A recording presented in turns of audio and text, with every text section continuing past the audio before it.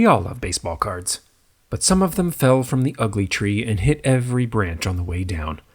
Here's the top 6 ugliest sets whose designers should have been immediately fired and sentenced to life in an Afghanistan prison camp to live out their days drawing portraits of the Prophet Muhammad.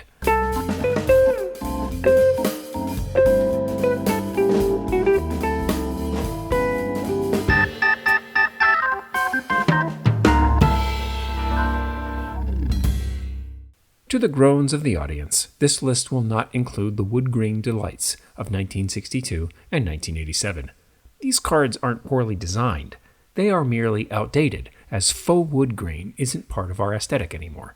But it used to be everywhere. In our homes, on our cars, on our video game consoles, everywhere. Crazy stuff.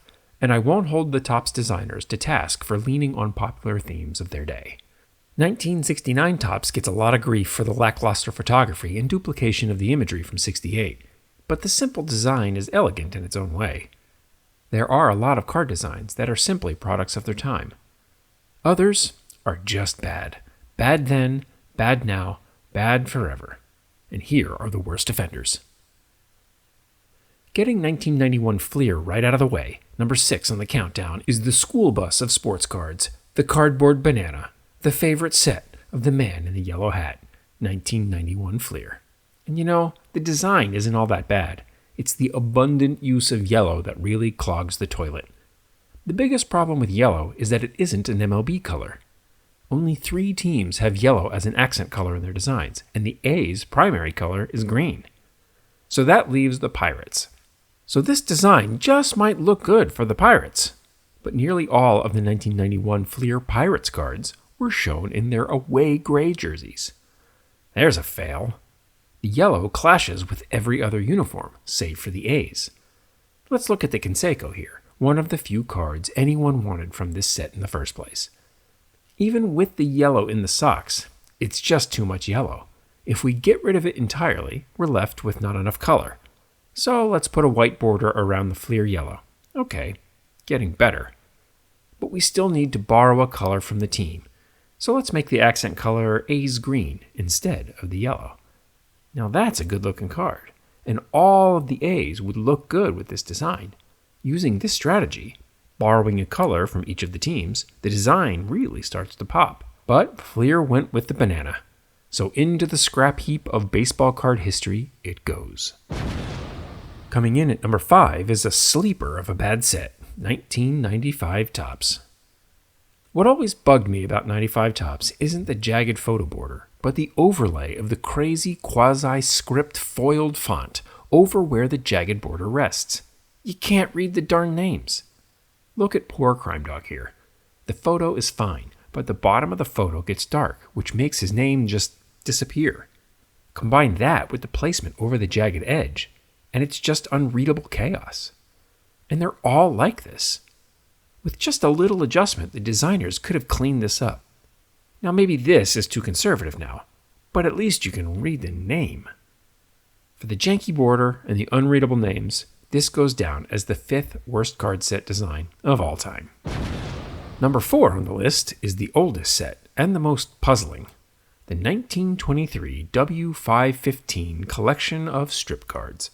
Printed in strips of 10, these cards have some of the most bizarre artistry on any baseball card. The artists were struggling. Ed Rommel and his giant head, and a face that can't decide if it's a fart or a turd. The Babe Ruth that looks absolutely nothing like Babe Ruth. The Clarence Walker looking like a sad clown. And Pete Alexander looking like a Batman villain. So many of these drawings are so questionable that the whole set starts to resemble a so ugly it's cute again vibe, like most chihuahuas. There are some big fans of this set out there, and the cards are a cool piece of history in their own right. I just wish they had hired better artists for it. No worries though, anyone involved in the planning and production of this set is long dead. So, all is forgiven. Number 3 on the list is the most recent card in the countdown, so the designers of the quadrilateral mess known as 2021 Topps are very much not forgiven. Much like my gripes with 1995 Topps, the biggest problem here is that the names are so small they're unreadable. This nonsense on the left does nothing except obscure the photo, so that's gotta go. The junk here on the right is fine, but we need to make the name way bigger and maybe even change the font to something a little easier on the eyes. See? Was that so hard? I'm terrible at Photoshop, and even I was able to clean this up in just a few minutes. Here we have a card design with some staying power, but as it is, gross. Into the pile of worst designs it goes to languish in a 3-row box of obscurity. Number 2 on the list is an out-of-the-way collection produced by a legend, 1941 Goudey. The 33 Goudeys are, of course, absolute legends. The 34s lean on that design, and the 35 foreign ones still have really nice art in full color. So Goudey knew how to put together a baseball card set. Even the gum ink playball set Wizard of Oz'd itself into full color for 1941.